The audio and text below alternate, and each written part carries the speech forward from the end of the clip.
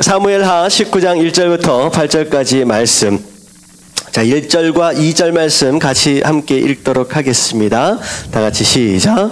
어떤 사람이 요압에게 아뢰되 왕이 압살롬을 위하여 울며 슬퍼하시나이다 하니 왕이 그 아들을 위하여 슬퍼한다 하니 그날의 백성들에게 들리매 그날의 승리가 모든 백성에게 슬픔이 된지라. 아멘. 자, 제가 한 가지 말씀을 더 드리려고 하다가 분위기 때문에 깜빡 잊어버리고 지나갔어요. 저는 이 큐티를 뭐라고 생각하느냐면요, 말씀과의 씨름이라고 생각을 합니다. 제가 큐티를 어떻게 설명을 해드릴 수 있을까라고 좀 고민을 하다가 문득 머릿속에 떠오른 장면이 야복 강가에서의 야곱과 하나님의 사자, 예수님이라고 말씀을 드렸죠. 하나님의 사자와의 씨름하는 장면처럼 느껴지는 거예요. 제가 큐티를 할 때 반드시 옆에다가 이제 메모를 좀 했으면 좋겠다라고 제가 권고를 드리는 이유는 무엇이냐?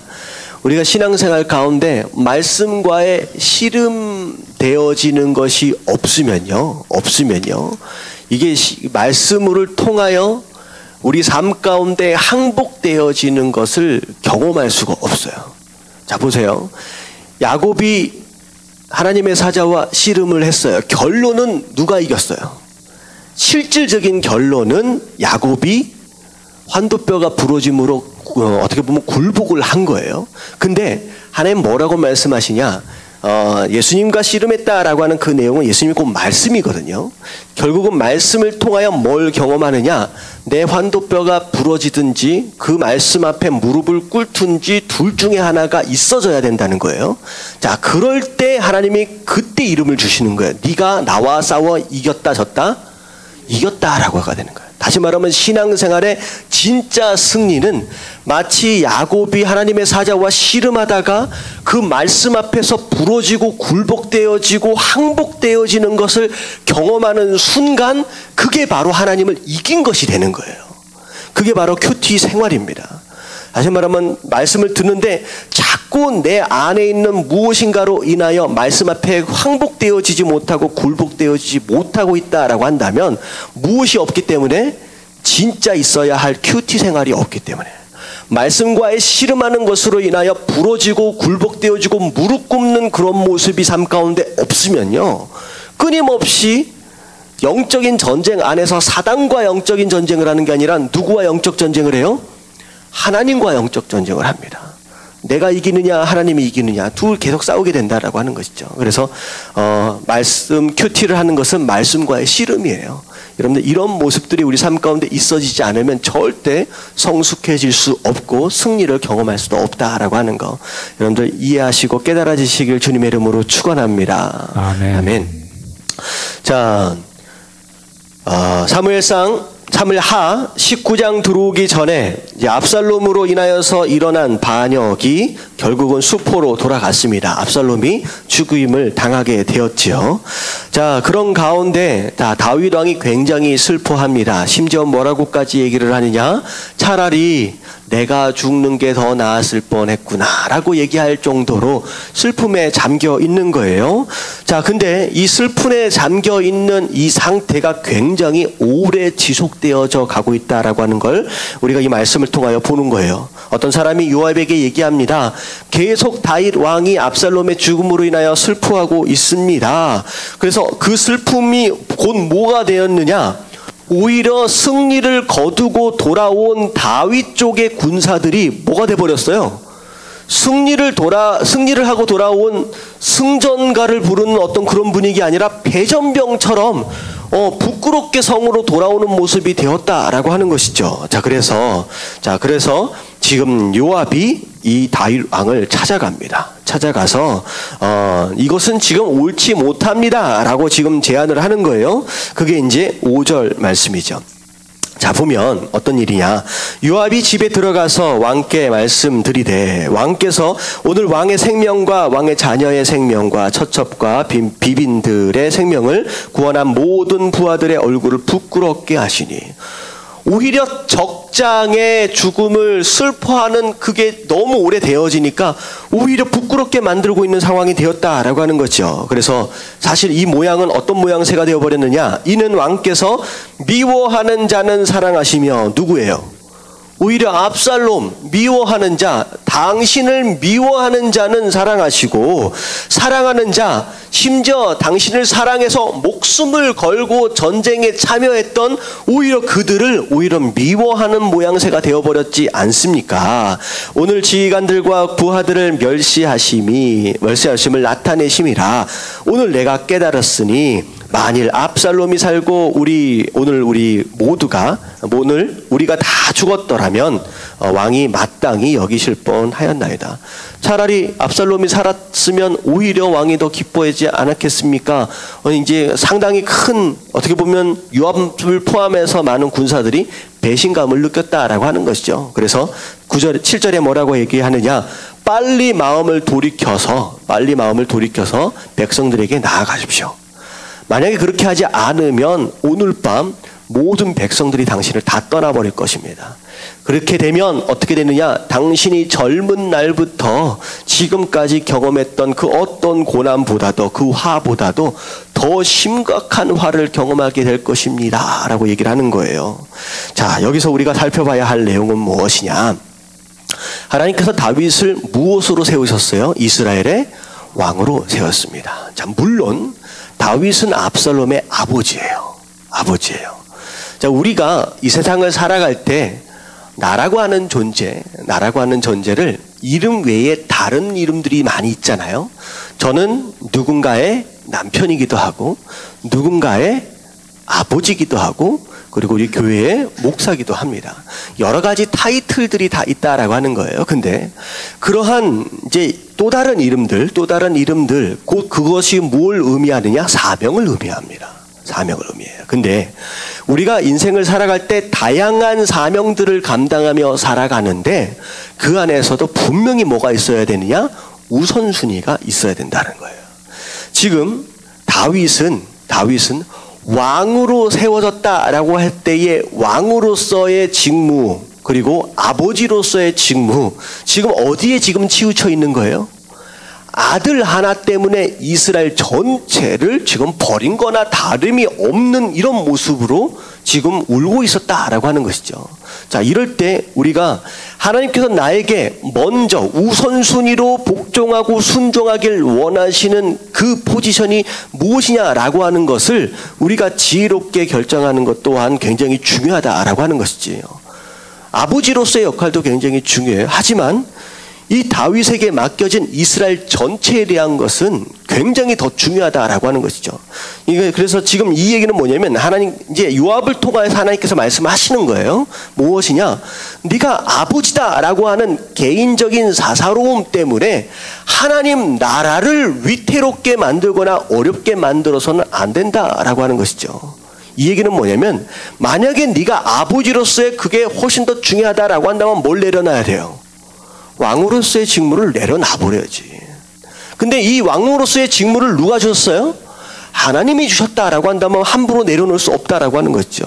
그러니까 이게 우리 교회 안에서 직분을 맡은 자가 생각해야 할 우선순위다라는 거죠. 제가 한 가지 예를 들어드릴게요. 아마 이 말씀, 이 예에 대한 해석이 다양하게 나올 거예요.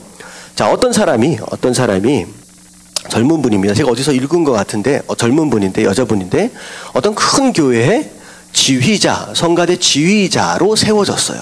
근데 첫날이었습니다. 성가대 지휘자로 첫날 세워지는 딱 그 날인데 하필이면 주일날 운전을 쭉 하고 가다가 옆에서 사고가 난 걸 본 거예요. 근데 사고가 났는데 굉장히 심각한 사고였습니다. 그래서 자기가 옆에다 세웠어요. 딱 보니까 도움이 많이 필요한 것 같아요. 그래서 이분이 그 사고를 처리하는 것을 돕기 위해서 거기서 시간을 보내다 보니까 이미 시간을 보니까 어떤 상황이 벌어졌어요? 예배가 끝나버렸어요. 그때 자, 교회 안에서는 어떤 일이 벌어졌을까요? 연락이 안 돼. 갑자기 오늘 쓰기로 한 성가대 지휘자가 갑자기 연락도 안 되는 가운데 예배 참석을 안 해버린 거예요. 자, 이랬을 때, 자, 우리가 이런 상황에서 사고가 난 그 상황을 돕는 것이 맞는 것인지, 자, 성가대, 그럼에도 불구하고 그걸 두고 성가대에 쓰기 위해서 교회로 향하는 것이 맞는 것인지 굉장히 어떤 해석의 의미에서 굉장히 어려운 대답이 나올 수가 있을 것 같아요. 마치 무슨 생각이 나요? 이런 상황에서 성경 안에서 어떤 생각이 나요? 사마리아 그 선한 사마리아인 그 생각이 갑자기 나잖아요. 그 생각이 나잖아요.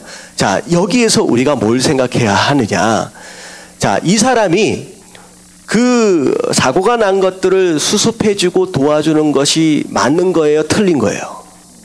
그것도 옳은 것입니다. 그리고 성가대 직무를 감당하기 위해 교회를 가는 것도 그것도 옳은 일입니다. 근데 중요한 건 뭐냐면, 자, 나중에 교회에서 어떻게 결론이 났을까요? 그 사람이 다시는 성가대 지휘자로 쓰지 않는 걸로 결론이 났습니다. 이유는 무엇이냐? 이 사람이 뭘 잘못해서가 아니에요. 뭘 잘못해서가 아니라 당신 마음 가운데 있는 우선순위가 뭐예요? 불쌍한 자를 돕는 것에 있다는 거죠. 다시 말하면 당신은 뭐가 잘못했다, 뭐가 잘했다라고 하는 걸 떠나서 당신 마음 가운데 주신, 하나님께서 주신 사명 자체가 무엇이냐? 성가대 지휘자가 아니라 불쌍한 사람, 위급한 사람을 돕는 것에 훨씬 더 큰 우선순위가 있기 때문에 당신은 성가대 지휘자가 아니라 오히려 그걸 돕는 쪽의 사역을 하는 것이 맞는 것입니다 라고 해서 성가대 지휘자를 해서 이제 안 쓰게 되었다라고 하는 거죠. 자, 이게 뭘 얘기하는 것이냐면요, 하나님께서 나에게 주신 직무 가운데 우선순위다라고 하는 게 있어요.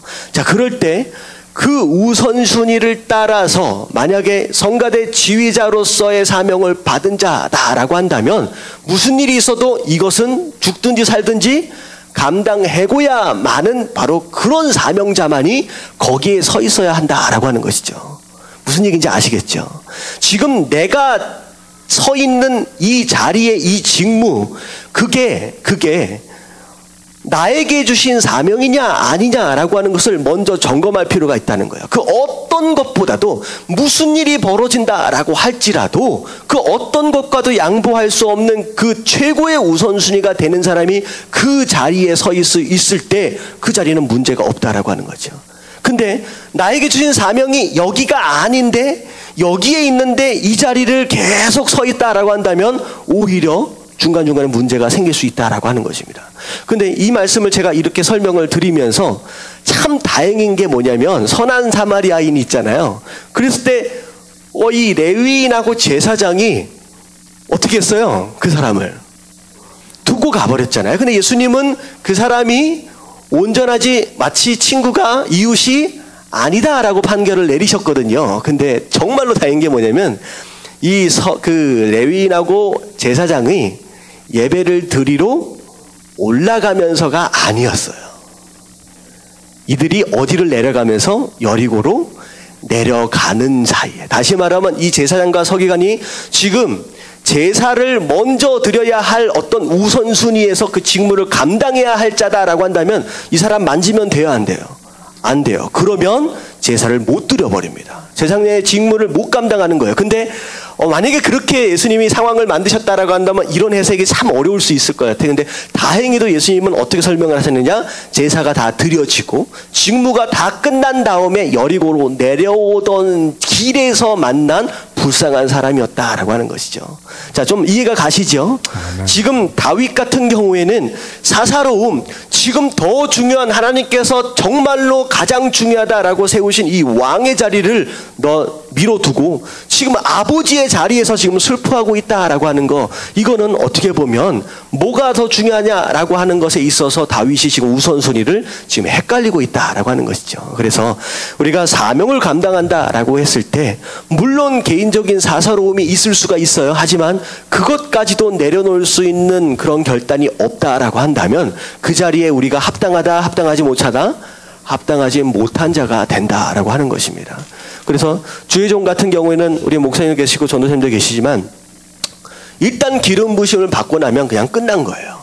개인적인 사사로움은 무조건 두 번째로 넘어갑니다. 무조건 예배가 우선이고요, 사명이 우선입니다. 그렇게 하나님께서 세우신 주의 종들이기 때문에 그래서 그런 사명에 대한 것들을 우리가 이해할 필요가 있다라고 하는 것입니다. 근데 자, 이 요압의 말은 왕에게 할 수 있는 표현이 지금 아닙니다. 굉장히 불손한 얘기예요. 감히 어디 왕 앞에서 일개 군대 지휘관 정도가 왕한테 이런 불손한 말을 할 수 있었느냐라고 하는 것이죠. 요압은 상당히 별로 좋은 사람은 아닙니다. 근데 중요한 것이 무엇이냐? 8절 말씀에 보니까 다윗 왕이 요압의 이야기를 들었다, 무시했다. 들었다라는 거예요. 그 불손한 요압의 말을 통하여 누구의 음성을 들은 거예요? 하나님의 음성을 들은 거예요.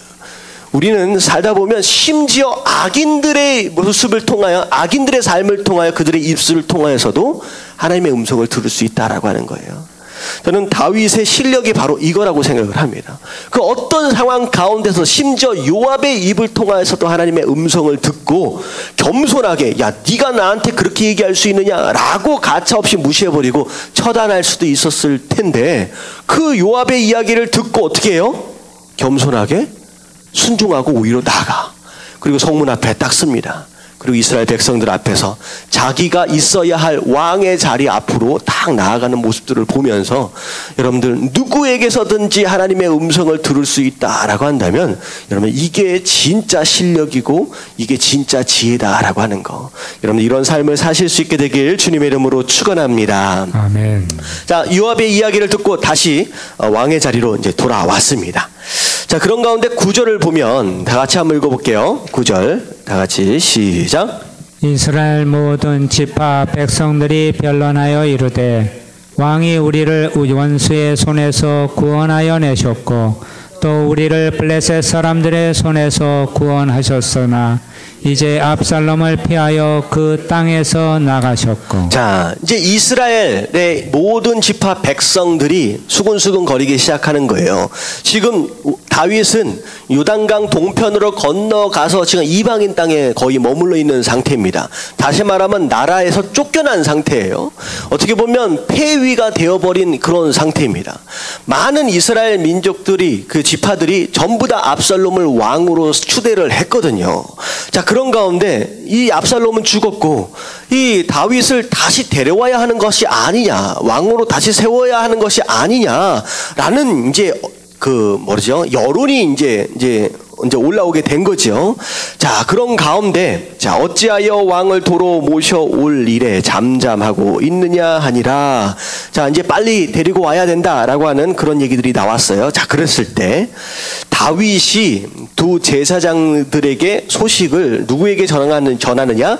유다 장로들에게 전합니다.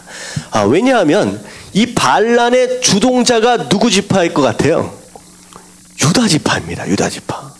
유다 지파가, 압살롬이 유다 지파잖아요. 그렇기 때문에 유다 지파가 사실 이 전체 반란을 선동한 거나 다름이 없는 상황입니다. 근데 다시 반란을 주도했을 때는 언제고 또다시 유다 지파가 다윗을 찾아가서 다시 왕이 되어 주십시오라고 할 수가, 말하기가 참 어렵게 된 거지요. 참, 그런데 다윗이 이게 소위 말하는 출구 전략이라는 거예요. 어떻게 하면 회개할 수 있는, 돌아올 수 있는 기회를 주는 거죠. 제사장들을 통하여서, 야, 너 유다 지파 사람들 아니냐, 네가 어떻게 한 같은 지파인데 너희들이 머물러서 가만히 멍하니 지켜보고 있겠느냐, 너희가 앞장서서 나와라. 그리고 다윗이 돌아오는 것에 너희들이 당연히 주도해야 될 것이 아니냐라고 지금 이야기를 한 겁니다. 자, 그래서 결국은 유다 지파가 다윗을 모셔오기 위해서 마중을 나가게 되죠. 자, 그리고 나서 13절을 보면 다윗이 참 이런 일을 해요. 13절을 보면 같이 한번 읽어볼게요. 다 같이 시작. 너희는 또 아마사에게 이르기를 너는 내 고륙이 아니냐, 네가 요압을 이어서 항상 내 앞에서 지휘관이 되지 아니하면 하나님이 내게 벌 위에 벌을 내리시기를 바라노라 하셨다 하라 하여. 자, 아마사가 누구예요? 압살롬과 함께 반란을 도모했던 압살롬의 군대 장관이에요. 아직 살아 있습니다. 압살롬만 죽었잖아요. 그런데 아직 살아 있으니까 어떻게 하느냐? 다윗이 아마사를 품습니다. 왜냐하면 함께 반란을 도모했던 나머지 모든 이스라엘 민족들을 전부 다 품기 위해서, 화해하기 위해서 반란을 주도했던 이 사람까지도 지금 품는 작업을 하는 것이죠. 그래서 결국은 다윗을 향하여 칼을 들었던 이스라엘 모든 지파를 품기 위해서 어떤 작업을 시작하느냐? 용서라고 하는 작업을 시작합니다. 이런 거예요. 우리 삶 가운데 깨어진 많은 관계들이 있어요. 근데 그런 관계들이 하나 되어지기 위해선 반드시 있어야 할 작업이 무엇이냐? 용서라고 하는 작업입니다. 근데 용서는 반드시 뭐 할 때 있어질 수 있느냐? 회개할 때 있어질 수 있거든요. 근데 다윗은 회개하면 내가 용서할게 라고 하는 것이 아니라 뭐 하는 거예요? 먼저 내가 용서할 것을 약속하며 그들을 먼저 품는 모습을 지금 보여주는 거예요. 그래서 아마사까지 품고서 지금 돌아올 수 있는 상황들을 이제 만들지요. 자, 그런 가운데 유다 족속이 왕을 맞으러 나가는 장면이 15절까지의 말씀입니다. 자, 그리고 넘어갈게요. 자, 화요일 말씀 19장 16절부터 30절까지 말씀인데요. 자, 여기서 16절과 17절 말씀 같이 한번 읽어볼게요. 다 같이 시작. 바후림에 있는 베냐민 사람 게라의 아들 시므이가 급히 유다 사람과 함께 다윗 왕을 맞으러 내려올 때 베냐민 사람 1000명이 그와 함께하고 사울 집안의 종 시바도 그의 아들 15과 종 20명과 더불어 그와 함께하여 요단강을 밟고 건너 왕 앞으로 나아오니라. 자, 왕이 피난길에 접어들었을 때도 다양한 사람들을 만나잖아요. 근데 다시 예루살렘으로 왕으로 복귀할 때에도 비슷한 사람들을 반복적으로 지금 만나게 됩니다. 지금 19장 16절에서부터 이제 두 사람의 인물을 만나게 되는데 첫 번째 인물이 누구냐? 시므이라고 하는 사람이죠. 자, 다윗이 피난길에 접어들었을 때, 야, 잘 됐다라고 하면서 와, 저주했던 사람이 있어요. 피난길에서 흙먼지 날리고 돌 던지면서 막 했던 이제 시므이. 자, 이 사람은 지금 어느 지파 사람이냐? 베냐민 지파 사람입니다. 다윗이 돌아온다는 소식을 들었을 때 이 시므이는 거의 간이 어떻게 됐을까요? 출렁 내려앉았을 거예요. 얼마나 겁이 났겠습니까? 난 죽었다. 그래서 그런지 시므이가 아주 똑똑한 사람입니다. 자, 유다 지파와 더불어서 자기 지파 베냐민 사람을 몇 명을 끌고 나가요? 1000명.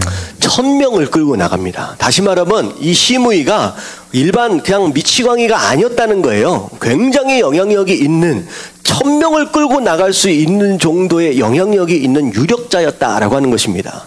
그러니까 1000명을 끌고 나가서 왕을 지금 맞이하게 되는 거예요. 나루토까지 갑니다. 자, 배를 건너기 바로 직전까지 먼저 요단강을 건너서 마중을 나가는 거예요. 자, 그래서 하는 얘기가 무엇이냐? 19절 주께 아뢰되 내 주여 원하건대 내게 죄를 돌리지 마옵소서라고 얘기를 하면서 20절 왕의 종 내가 범죄한 줄을 내가 압니다. 오늘 요셉의 온 족속 중 내가 먼저 내려와서 내 주 왕을 영접하나이다. 다시 말하면 죄를 용서하시고 제발 뭐 해달라는 거예요? 살려주세요라고 완전히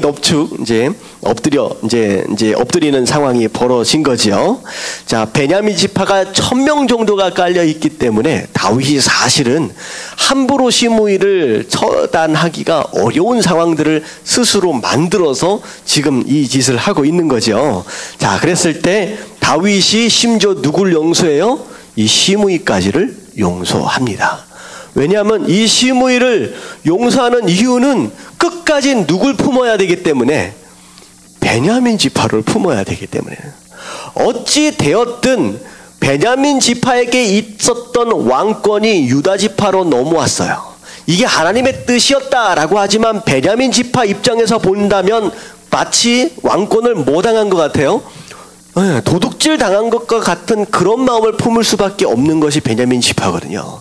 그래서 시므이를 살린다라고 하는 것은 어떻게 보면 끝까지 베냐민 지파를 품어야 한다라고 하는 그런 목적 가운데 뭐라고 얘기하느냐? 그로 말미암아 죽어야 마땅하지 뭐라고 약속하느냐? 내가 너를 죽이지 않겠다라고 약속을 하죠. 심지어 아비새가 나서서 내가 저 사람은 반드시 죽여야 됩니다. 절대 용서받아서는 안 됩니다. 라고 했을 때 오늘은 내가 다시 왕이 되는 날이다. 좋은 날이다.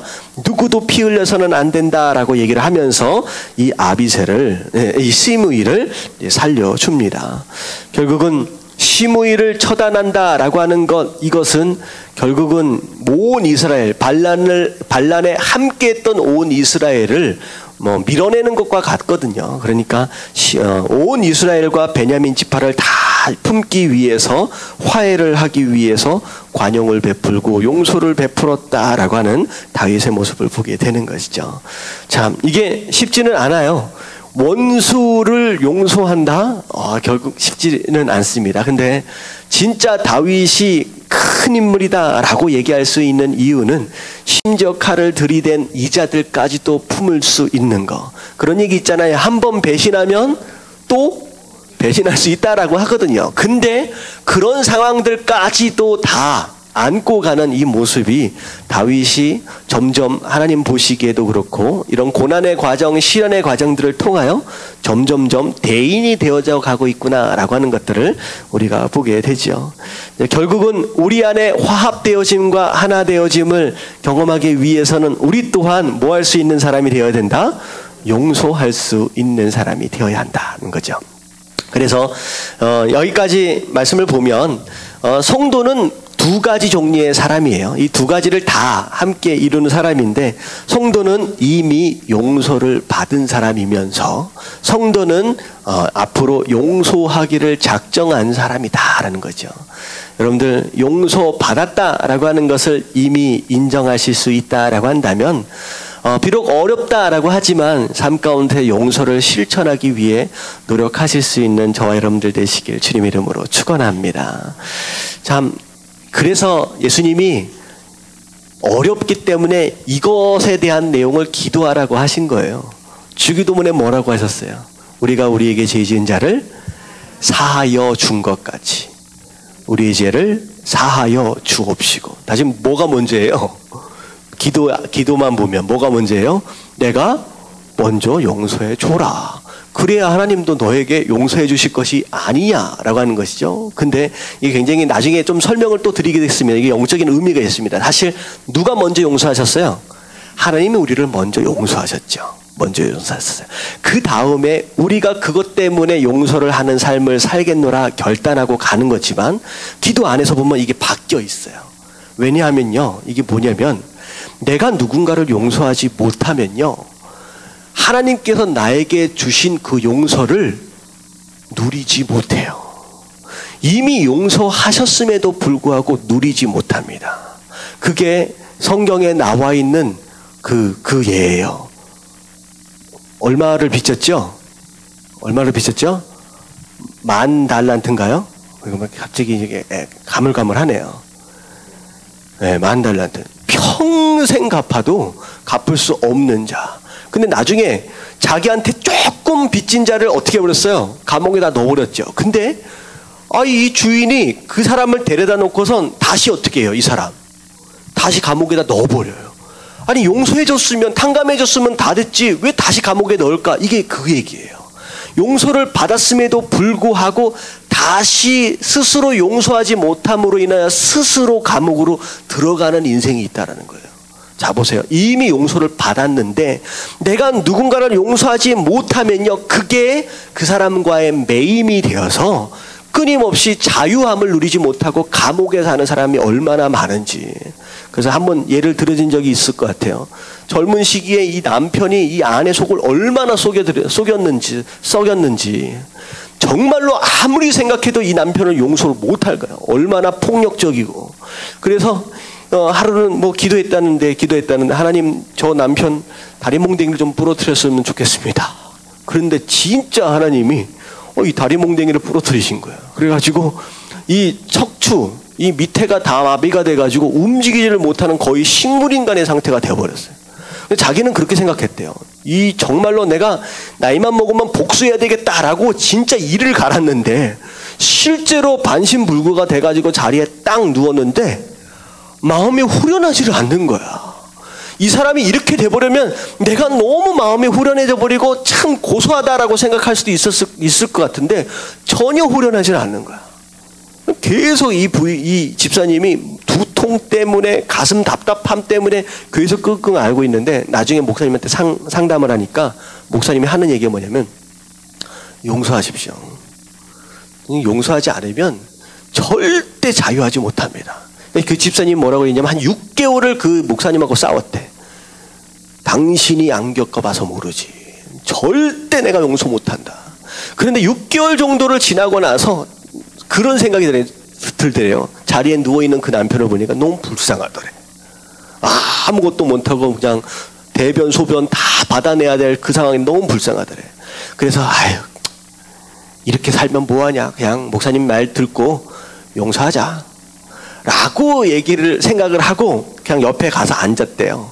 그러고 나서 남편이 이제 눈을 멍하니 뜨고서 천장 보고 있으니까 근데 내가 용서해 줄게 라고 얘기하려고 말을 딱 띄었는데 순간적으로 실수였는지 모르겠는데 무슨 얘기가 나왔느냐면 여보 내가 미안해 라는 말이 나온 거예요. 용서해 줄게 라고 얘기를 하려고 입을 딱 띄었는데 실수였는지 순간적으로 여보 내가 미안해 그 얘기를 하더래요. 내가 왜 이 얘기를 했을까? 근데 남편이 그 얘기를 딱 듣고서 쳐다보니만 당신이 왜? 뭐가 미안한데? 거기서부터 더 이상 말이 필요 없는 거야. 두 사람이 펑펑 울기 시작하는데 그냥 누워있는 남편, 앉아있는 아내 그냥 끌어안고서 그냥 몇 시간을 울었는지 모르겠네요. 그런데 딱 울고 나니까 정말로 몇 년 동안 이 편두통 때문에 너무 머리가 뽀개지도록 아팠던 이 편두통이 딱 울고 나니까 딱 떠나가고 가슴에 답답했던 이 응어리가요 확 떠나가면서 그 뒷얘기는 어떻게 됐는지 잘 모르겠어요. 그분이 뭐 반신불구해서 일어났으면 얼마나 좋겠습니까? 그 얘기는 잘 모르겠고 그때 그 집사님이 뭐라고 했냐, 이게 자유구나, 이게 용서의 능력이구나 라는 거예요. 여러분 이겁니다. 분명히 우리가 용서받았어요. 여러분 우리가 용서받은 걸 믿으시는 분 아멘 하십시다. 아멘. 이미 용서를 받았어. 근데 내가 용서하지 못하는 누군가가 있으면 어떻게 돼요? 또다시 내가 영적인 감옥 안에 갇혀버린다는 거예요. 주신 용서를 누리지를 못하고 또 갇혀있는 모습으로 살아간다라고 하는 거죠. 누구 좋아라고 용서해야 되느냐? 누구 좋아라고? 나 좋아라고 하나님께서 뭐라고 말씀하세요? 용서해라 라고 말씀하시는 거예요. 다윗은 이런 모습으로 용서를 해갑니다. 얼마나 마음이 아프겠습니까? 하지만 용서를 다 하는 거예요. 성도는 이미 용서받은 자로서 용서하기를 결단한 자들입니다. 여러분 그런 삶을 살아가심으로 말미암아 하나님께서 이미 우리에게 주신 그 자유로움과 그 용서를 마음껏 누리는 지혜로운 성도들 되시길 주님의 이름으로 축원합니다. 아멘. 용서해요. 근데 두 번째, 누구를 만나느냐? 무비보셋을 만나요. 자, 무비보셋은 다윗의 피난길 가운데 나오지 못했던 자죠. 누가 나왔었어요? 그때 시바라고 하는 종이 대신 나왔습니다. 자, 이 시바 나중에 이제 무비보셋이 뭐라고 얘기를 하느냐? 다윗이 물어보는 거예요. 왜 내 피난길에 함께 동참하지 못했느냐? 자, 물어봤을 때 무비보셋이 뭐라고 얘기하느냐? 내가 피난길에 동참하려고 했습니다. 그래서 나귀에다가 짐도 싣고 막 했는데 시바가 뭐라 그래요? 여기 나와 있진 않지만 오히려 장애인인 당신이 따라가봤자 짐입니다. 그냥 계시고 내가 물건들과 뭐 음식들을 제공할 테니까 내가 잘 얘기해 줄 테니까 그냥 당신은 집에 계십시오. 짐이니까 따라가지 마십시오 라고 얘기를 한 거예요. 그리고 시바는 다윗을 만나서 뭐라고 얘기했어요? 무비보셋이 지금 반란을 오히려 즐거워하고 있습니다. 오히려 당신에게 빼앗겨버린 왕권을 다시 돌아오게 다시 찾아주시겠다라고 아주 좋아합니다 라고 거짓말을 한 거죠. 지금 그 얘기를 지금 무비보셋이 다윗에게 다 얘기를 한 거예요. 그랬더니만 다윗이 이제 그래서 그 얘기를 하면서 무비보셋이 뭐라고 하느냐? 당신의 판결은 하나님의 사자의 판결이다. 뭐라고 판결하시든 사실은 뭐라 그래요? 나는 아무 할 말이 없습니다. 알아서 하십시오라는 거죠. 어떻게 보면 오늘날 요즘처럼 뭐 CCTV가 있는 것도 아니고 녹음해 놓을 수 있는 것도 아니고 증거가 없거든요. 누구 말이 사실인지를 알 수가 없거든요. 무비보셋이 말이 맞는지 시바가 맞는지 알 수 없는 상황입니다. 자, 그랬을 때 지금 28절 29절 쭉 넘어가면서 다윗이 뭐라고 얘기를 하느냐? 시바와 너랑 밭을 나눠라. 이게 적당한 판결인지 좀 애매모호합니다. 어떻게 보면 시바가 속였다라고 한다면 이건 당장에 처단을 해야 할 범죄한 자거든요. 이게 종답지 못한 거거든요. 네, 그런데 다윗이 판결이 맞는지 애매하게 이렇게 반으로 나눠주라는 거예요. 근데 중요한 건 뭐냐면 무비보셋이 뭐라고 얘기를 해요? 밭 없어도 됩니다. 왕만 나와 함께 있으면 됩니다. 라는 거예요. 여러분, 이게 바로 하나님의 얼굴을 구하는 성도의 모습입니다. 무슨 얘기인지 아시겠죠? 하나님만 나와 함께 하시면 다 됐습니다. 어떤 것들 안 채워져도 상관없습니다. 라고 하는 이 고백이 어떻게 보면 하나님을 향하여 얼굴을 구하는 성도의 모습이다. 라고 하는 것이죠. 근데 요즘에 많은 성도들이 하나님의 얼굴은 별로 신경을 안 써요. 별로 관심이 없고, 얼굴보다는 뭐에 관심이 있어요? 하나님의 손에 관심이 있죠.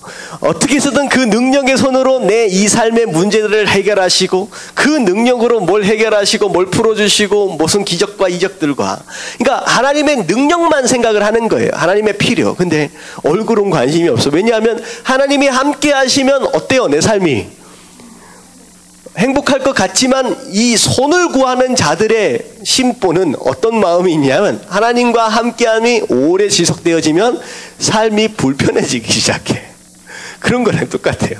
다 성장한 어른이 엄마랑 옆에서 계속 산다고 한번 생각해 보세요. 이게 쉽지를 않습니다. 제가 그 생활을 지금 요즘 하고 있어요. 어머니랑 옆에서 같이 생활을 하고 있어. 이게 보통 어려운 게 아니야.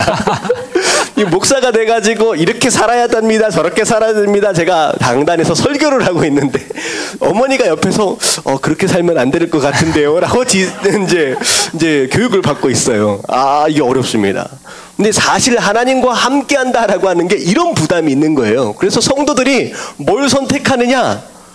손만 있으면 돼. 함께 있으면 불편해지니까. 여러분들, 이거는 온전한 생활이 아니에요. 이건 진짜 우리가 구해야 될 것이 무엇이냐? 하나님의 얼굴이다라고 하는 거. 여러분들, 그게 진짜입니다. 그래서 사실 부모님과 함께 이렇게 가까이 있으면 불편할 수 있지만 어떻게 보면 마음은 되게 편한 것 같아요.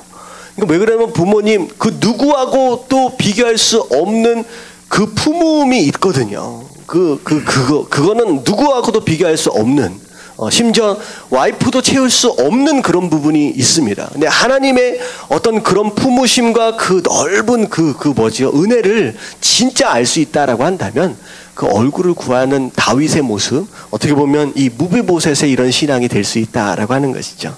여러분, 가장 중요한 게 하나님과 함께 하심이다라고 하는 거, 여러분 그걸 구할 수 있는 성도들 되어지시길 주님의 이름으로 축원합니다. 자, 그런 가운데 저는 이 내용들, 다윗의 판결을 보면 솔로몬의 판결은 대단하다라고 하지만 다윗의 판결들은 별로 약간 아닌 것 같아요. 조금 이상합니다. 근데 이런 모습들, 그리고 다윗의 성격들이 좀 있어요. 중간중간 약간. 근데 하나님께서 다윗을 사랑하시고 다윗을 쓰신 이유가 다윗이 완벽해서가 아니었다라는 생각을 해보게 돼요. 다윗이 완벽해서 하나님께서 다윗을 사랑하시고 다윗을 쓰신 게 아니었다라는 거죠. 그래서 이런 다윗의 좀 부족한 부분들을 좀 보면서 제가 용기를 좀 얻습니다. 그래서 다윗도 이런 모습이 있다라고 한다면 나도 하나님 앞에 사랑받고 쓰임받을 수 있겠구나라는 용기를 좀 얻게 됩니다. 여러분들, 이런 부족한 부분들이 이렇게 나올 때마다 다윗이 왜 그럴까라고 생각하지 마시고 오히려 용기를 얻으면 좋을 것 같아요. 아멘. 왜 아멘을 안 하세요? 아멘. 자, 사무엘하 19장 31절서부터 쭉 보겠습니다. 자, 내용이 조금 복잡하긴 한데 그냥 제가 좀 설명을 드릴게요. 자, 길르앗 사람 바르실레라고 하는 사람이 있어요. 자, 이 사람은 어떤 사람이냐? 다윗이 피난길에 접어들어서 요단강을 건너서 이방인 지역까지 들어왔을 때 마중을 나가서 다윗과 함께한 모든 자들에게 음식을 제공했던 엄청 부자 노인입니다. 자, 이제 돌아갈 때가 된 거예요. 근데 돌아갈 때가 되니까 이 바르실레가 다윗이 요단강을 건너는 순간까지를 지금 동행해 주는 거예요. 자, 이 사람의 나이가 몇 살? 80입니다. 자, 오늘날 80하고는 좀 달라요. 자, 이때 당시에 80이면 그 오늘날로 얘기하면 120 정도로 됐다라고 생각하시면 될 것 같아요. 올해 그렇게 못 사는 시기입니다. 이게 굉장히 나이가 많은 거예요. 어떻게 보면 굉장히 많은 겁니다. 자, 근데 이분이 지금 따라오는데 다윗이 너무 고마워. 그래서 같이 가자 예루살렘으로. 내가 공궤하겠다. 무슨 얘기냐? 잔치 벌여서 갇힌 상에서 먹고 내가 선물 주고 싶다라고 하는 거예요. 그랬더니 이 바르실레가 뭐라고 얘기하느냐? 내가 나이가 80입니다. 다 늙었습니다. 뭘 먹은들 뭐가 맛있는지 뭐가 맛없는지 알 수 있어요? 없어요? 없다는 거예요. 근데요, 노인들께 한번 물어보십시오. 뭐가 맛있는지 뭐가 맛없는지 알아요? 몰라요? 사실 알아요. 오히려 나이 드신 분들이 더 맛있는 거 드시려고 하고 더 좋은 거 드시려고 합니다. 근데 이 얘기는 뭐냐면 실제로 맛을 못 느껴서가 아니라 바르실레가 어떤 사람이에요? 이제는 세상에 욕심이 없다라는 거예요. 누가 무슨 노래를 한다, 누가 무슨 춤을 춘다, 왕이시여 나는 나에게 그 기쁨 별로 그런 거 없습니다. 뭘 얘기하느냐? 이제 죽을 때가 됐으니까 내 조상과 함께 잠들 수 있게 위해서 나 여기 머물고 싶습니다. 차 타고 가는 게 아니라 이 말 타고 어려운 길을 가는 거잖아요. 그러니까 머물겠습니다 라고 얘기를 하면서 김함이라고 하는 사람, 한국 사람 아니에요. 김함, 이게 성이 김인가 그럴 수도 있는데 김함이라고 하는 사람을 천거합니다. 좋은 사람이니까 데려가십시오. 가서 요긴하게 한번 사용하십시오 라고 젊은 사람 한 사람을 천거해주고, 그리고 자기는 마중 나가서 요단강을 건널 때까지도 다 봐주고 그리고 자기 고향으로 돌아갑니다. 자, 그런데 41절에 무슨 일이 생겼느냐? 온 이스라엘 백성들이 왕을 맞이로 요단강 서쪽으로 지금 온 거예요. 지금 유다 지파는 강을 건너서 동쪽에서부터 서쪽까지 이동을 하고 있습니다. 근데 온 이스라엘 사람들이 뭐라고 얘기하느냐? 왜 우리랑 의논하지 않고 너희들 멋대로 먼저 왕을 맞이하러 갔느냐라고 하는 거예요. 먼저 맞이하러 갔느냐? 그랬더니만 이 유다 지파 사람들이 뭐라 그래요? 그게 뭔 상관이냐? 같은 지파다. 우리 같은 가족이다. 가문이다.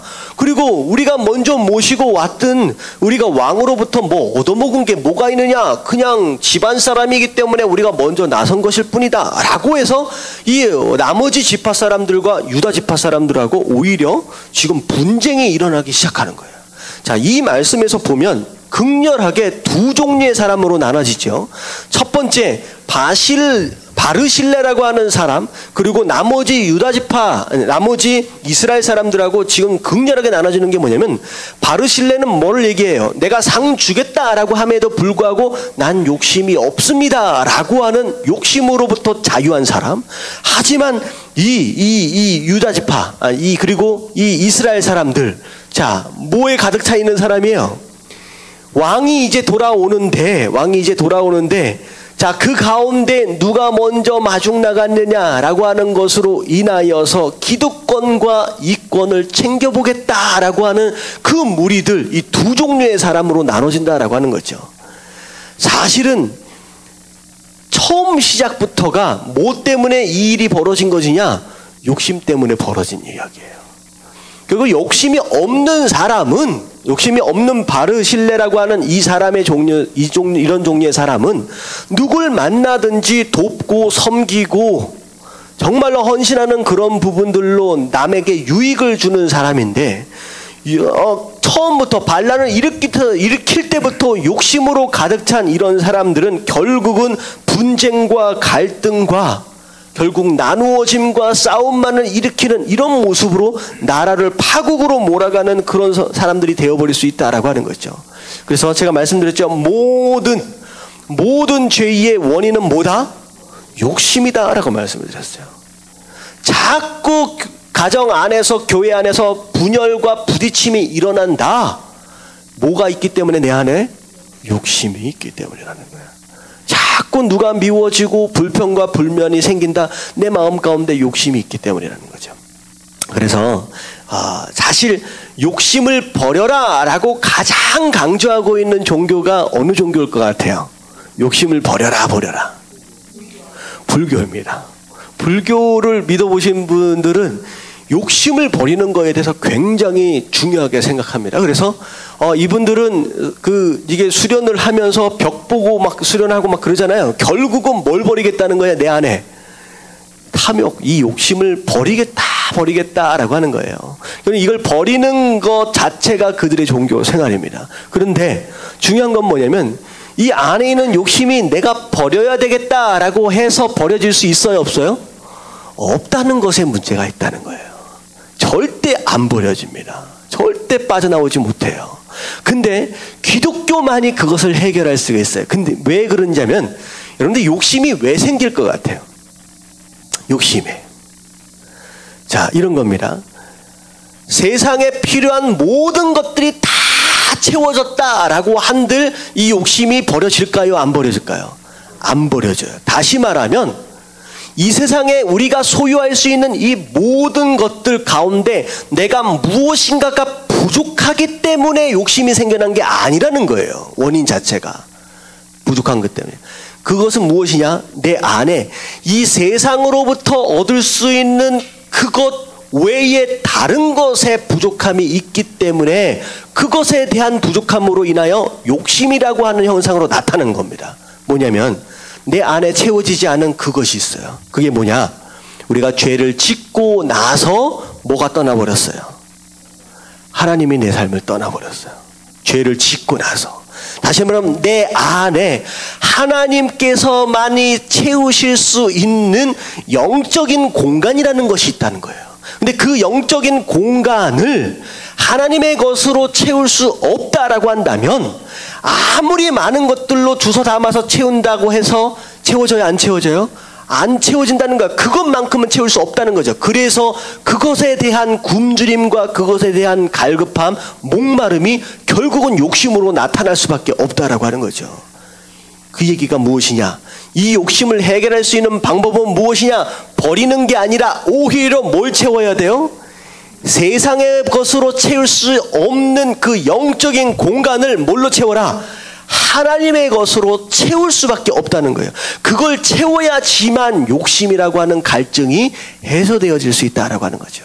그래서 기독교는 뭘 얘기하느냐? 절대 비워라 버려라 라고 얘기하지 않습니다. 불교는 계속 비워라 버려라 라고 얘기하지만 기독교는 그렇게 하지 않아요. 뭐라고 얘기해요? 채워라 라고 하는 거예요. 하나님의 것으로. 성령 충만 뭘로 채우라는 거예요? 하나님의 영으로 네 마음을 채워라는 거예요. 그리고 말씀 충만 뭘로 채우는 거예요? 하나님의 말씀으로. 채우면 자연스럽게 빠져나가. 그리고 그 안에 만족이 있어지면 마치 바르실레처럼 별로 세상 이 모든 것들이 재미가 없는 거예요. 별로 욕심낼 것이 없어진다라고 하는 것이죠. 여러분 진짜 욕심을 버리기 위해서 하나님의 것으로 그 빈 공간을 채울 수밖에 없다라고 하는 거. 여러분 채워가는 것이 교회의 정신입니다.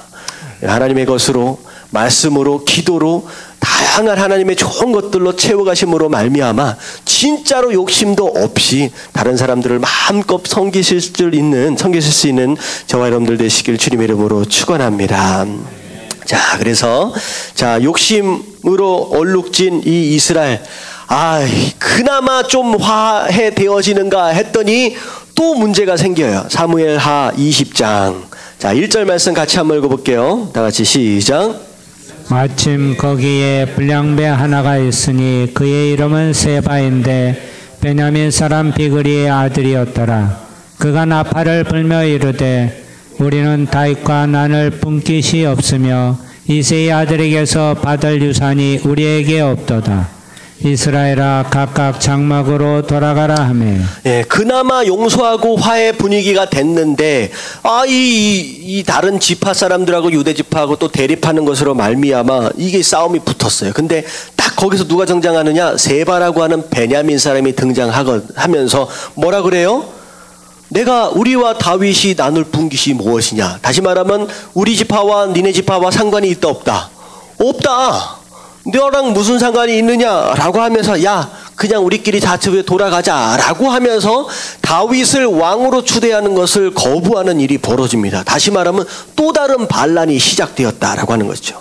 근데 결국은 화해되어지지 못하고 유다 지파만 다윗과 더불어 예루살렘으로 돌아오고 나머지 지파는 흩어져 버렸어요. 그리고 이 세바는 흩어진 이스라엘 지파들을 모아가면서 지금 반란을 준비하고 있는 상태가 되어버렸다라고 하는 것입니다.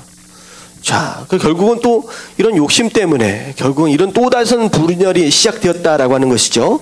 자, 그리고 나서 3절에 보니까 다윗이 예루살렘으로 돌아와가지고 처음 한 일이 무엇이냐? 두고 간 10명의 후궁들 누구랑 동침해버렸어요? 압살롬하고 동침해버렸습니다. 근데 이 후궁들을 별실로 보내서 음식만 제공하고 그냥 관계하지 않는 가운데 생갑으로 그냥 내버려뒀다, 가둬버렸다라는 얘기가 됐어요. 사실 이것도 이해할 수 있는 상황은 아니죠. 어떻게 보면 이 10명의 후궁들이 이 동침을 하게 된 이유가 누구 때문이에요? 이 다윗 때문이잖아요. 처음 시작 자체가 다윗의 범죄였고 다윗이 왜 놓고 가? 놓고 갈 이유가 없는데 놓고 갔어요. 범죄할 수밖에 없는 상황을 자기가 만들어 놓고 돌아와서는 거기에 대한 화풀이를 한 건지 조금 이상해요. 좀 다윗은 나중에 올라가서 좀 물어봐야 될 것 같아. 왜 이렇게 판결을 내렸는지. 근데 어떻게 보면 다윗이 바란 건 어떻게 보면 정조를 지키기 위해서 뭐 죽기까지라도 해야 하는 거였었나 뭐 이렇게 생각할 수도 있을 것 같아요. 좀 올라가서 따져볼 얘기인 것 같습니다. 네, 일단 지나가고. 자, 그런 가운데 왕이 자, 아마사. 자, 새로 군대 장관이 된 사람이에요. 자, 군대 장관이 됐는데 아마사에게 명령을 내립니다. 자, 이제 지금 세바가 반란을 일으켰기 때문에 너 유대 사람들을 다 모아라. 그리고 세바를 쫓아가야 되니까 다 모아라. 라고 했는데 자, 그리고서 3일을 줬습니다. 근데 아마사가 3일 만에 유다 사람들을 모으지를 못해요. 자, 모으지 못했던 이유가 첫 번째는 능력이 없었던지.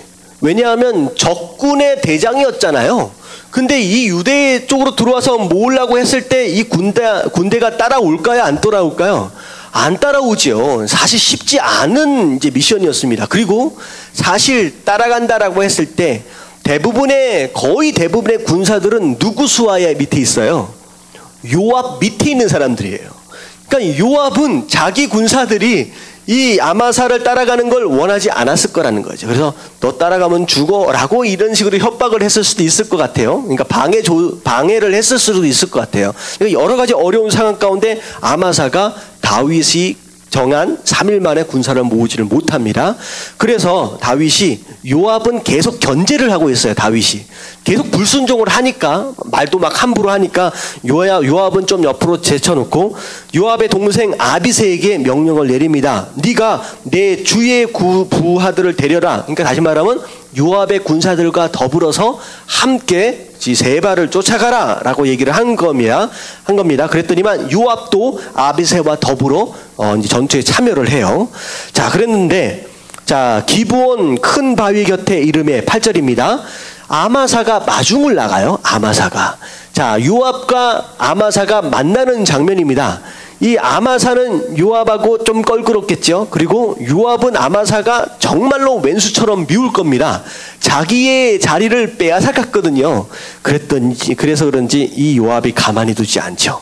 자, 8절에 보니까 군복과 칼을 다 차고 있는 상황 가운데서 딱 만났는데 바로 코앞에서 뭘 떨어뜨려요? 칼을 딱 떨어뜨립니다. 딱 떨어뜨려. 그랬더니 어떻게 돼요? 칼을 일단 주워야 되잖아요. 칼을 줍는 척 손에 들면서 어떻게 해버려요? 그냥 거기서 키스하는 척 하면서 찔러버립니다. 이게 굉장히 어떻게 보면 어떻게 이렇게 야비할 수가 있을까? 이런 거죠. 칼집에 칼이 꽂혀 있었어요. 있다라고 한다면 다 장수입니다. 그랬을 때 서로 인사하려고 할 때 칼집에 꽂혀 있는 칼을 잡으면 딱 아마사가 눈치를 채겠죠. 위험하다. 하지만 그럴 것을 대비해서 어떻게 칼을 밀부로 떨어뜨려서 줍는 척하면서 찔러버린 거예요. 자, 이런 적이 한 번 더 있었죠. 요압이 전에 이스라엘이 분열되었을 때 아브넬한테 자기 동생의 원수를 갚기 위해서 왕에게 불순종하고 아브넬을 죽인 적이 있습니다. 그러니까 어떻게 보면 이런 야비한 모습으로 계속 다윗에게 불순종하고 있는 이 요압을 보게 되죠. 또다시 왕을 거역하게 됩니다. 그리고 나서 이제 이 아마사가 결국 길거리에서 죽게 되고 많은 사람들을 보고 얘기를 하는 거예요. 다 요압을 따라서 다윗이 명령한 것을 수행하러 가자라고 하면서 근데 아마사의 시체가 길거리에 쓰러져 있으니까 사람들이 지나가면서 아마사의 시체를 계속 보는 거예요. 그래서 어떻게 했느냐? 옷으로 덮어버리고 그리고 덮어버린 것 가운데 옆으로 치워버렸다라고 하는 것이죠. 마지막에 어떻게 보면 아마사의 시체를 옷으로 덮었다라고 하는 것은 곧 무엇을 의미하느냐? 왕에 대한 명령을 거역한 것, 결국은 죄지요. 죄를 어떻게 해버린 거예요? 옷으로 덮었다라고 하는 것으로 남들이 보지 않도록 그렇게 했다라고 하는 것이죠. 그래서 이런 내용들을 영적으로 보면 우리가 지은 죄에 대해서는 옷으로 덮는 것으로 해결이 돼요, 안 돼요? 안 된다라고 하는 거. 죄에 대한 문제는 어떻게 해결이 되느냐? 오로지 하나님 앞에 오히려 들추어내어 오히려 회개하는 것으로 말미암아 해결될 수 있는 것이 죄에 대한 문제다라는 거죠. 부끄러운 가운데 계속 덮어서는 될 일이 아니다라는 것입니다. 자, 마지막으로 좀 넘어갈게요. 자, 20장 14절부터 나오는 내용. 자, 세바가 아벨과 벳마가 그리고 베림이라고 하는 지역을 돌면서 함께 반란을 일으킬 군사들을 모읍니다.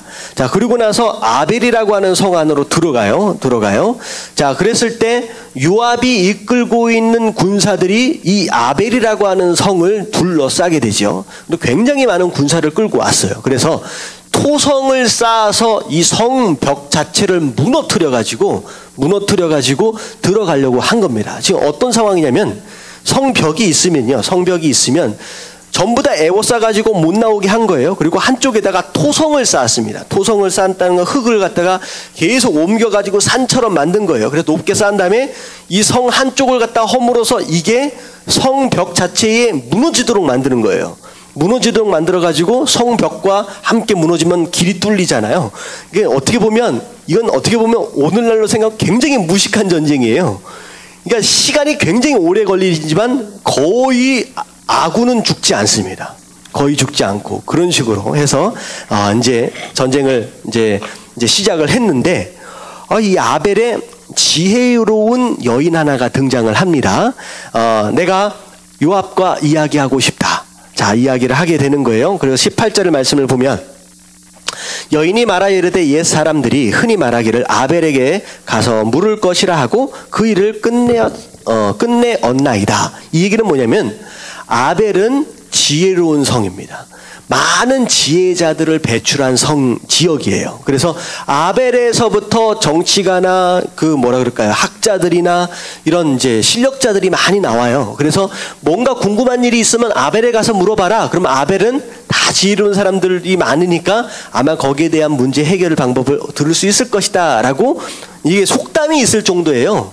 그래서 거의 이스라엘의 이제 이제 근간을 이루는 실력자들은 다 어디 출신이에요? 거의 아벨로부터 나온 사람들이 많다라는 거죠. 아벨. 그래서 뭐라고까지 얘기하느냐? 이스라엘 가운데 어머니 같은 성이다라고까지 얘기를 해요. 굉장히 중요한 성입니다.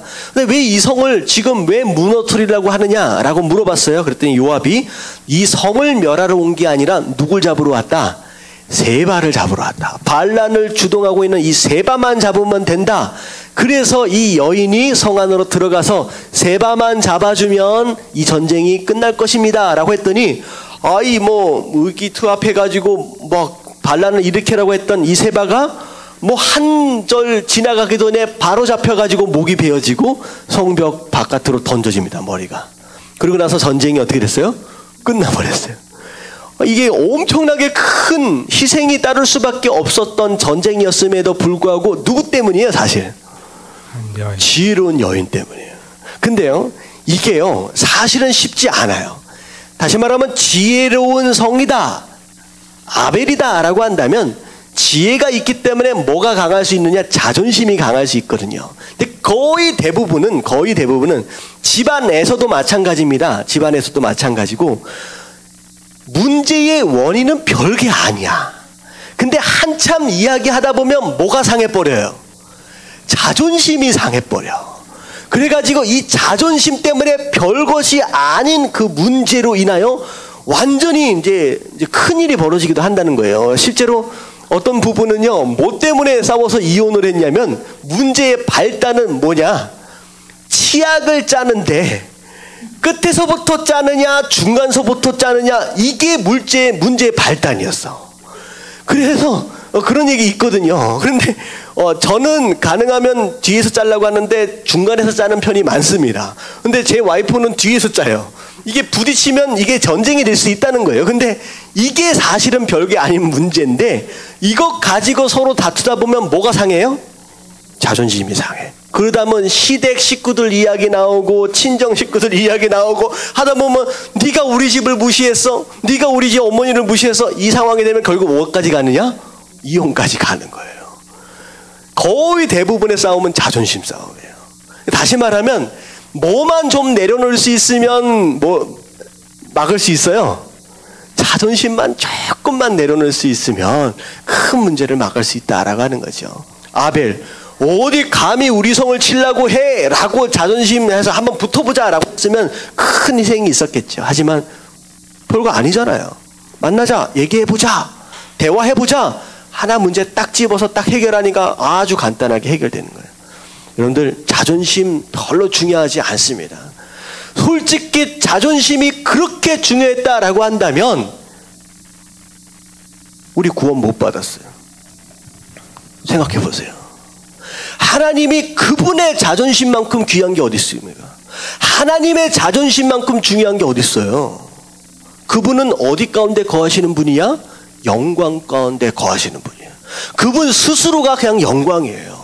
근데 그분의 자존심, 이 땅의 그 어떤 것과도 비교할 수 없는 그분의 자존심을 어떻게 하셨어요? 우리를 살리시기 위해서 그걸 내려놓으셨어. 이 땅에 내려오셨다니까요. 그리고 나서 그 십자가, 수치스러운 십자가를 다 지셨습니다. 여러분, 우리가 알고 있는 십자가 굉장히 부끄러운 십자가입니다. 얼마나 아프고 괴롭고, 근데 그거 다 버리시는 거예요. 예수님이 그 자존심을 버리셨기 때문에 우리가 살았어요. 다시 말하면 우리가 내 자존심을 지키면 지킬수록 반드시 그 자존심으로 인하여 내 주변에 누군가는 죽습니다. 하지만 내 자존심을 내려놓으면 내려놓을수록 그 내려놓음으로 인하여 누군가가 어떻게 될 수 있다? 살 수 있다는 거예요. 이게 성도가 살아가는 방법입니다. 할렐루야. 가정 안에서 조금만 한번 내려놔 보세요. 그러면 누군가는 산다니까요. 조금만 내려놓으면. 우리가 그렇게 구원받았다라고 하는 걸 좀 기억하시면서 그렇게 살아야 되는 줄로 믿습니다. 세바는 아벨이라고 하는 장소, 자기를 보호해 줄 수 있을 것 같다라고 해서 숨어 들어갔지만 오히려 들어간 그 성에서 잡혀서 죽게 되었습니다. 이 얘기는 무슨 얘기냐? 내가 어느 성에 있느냐, 내가 어디 있느냐라고 하는 것보다 내가 누구와 함께 하고 있느냐가 더 중요해요.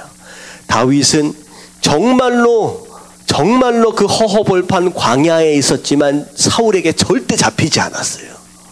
어떻게 보면 무방비 상태였잖아요. 하지만 하나님이 함께 하시니까 그 광야가 가장 안전한 장소가 됩니다. 하지만 아무리 아벨 같은 지혜로운 장소다라고 할지라도 하나님이 없다라고 한다면, 그와 함께 하지 않다라고 하면 가장 위험한 장소가 될 수 있다라고 하는 거. 그래서 우리가 누구와 함께 하고 있느냐라고 하는 것을 좀 돌아볼 수 있으면 좋고요. 그리고 나서 23절부터 나오는 내용은 다윗이 이제 새로운 왕국을 다시 정비를 하면서 조직을 개편하는 장면이 나옵니다.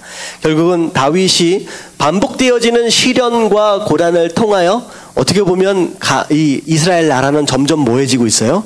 강해지고 있다라고 하는 거예요. 그래서 나중에 이렇게 보면요, 여기는 이제 토요일 말씀은 다음 주에 하면 좋을 것 같습니다. 토요일 날 또 다른 이야기가 나오기 때문에 여기까지 하도록 할게요.